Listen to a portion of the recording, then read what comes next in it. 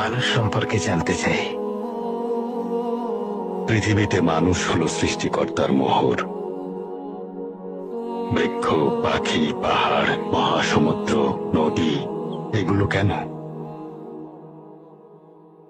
সূর্য কেন পৃথিবীকে আলো দেয়? চাঁদ কেন রাতকে মহিমান্বিত করে? সমুদ্রের উত্তাল স্রোত কেন খেলা করে? কেন নদী বয়ে চলে? সূর্যোদয় কেন হয়? কেনই বা সূর্যাস্ত হয়?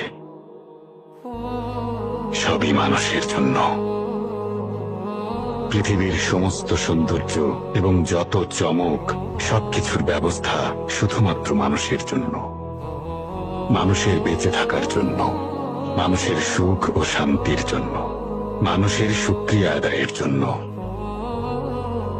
কিন্তু মানুষ অকৃতজ্ঞ।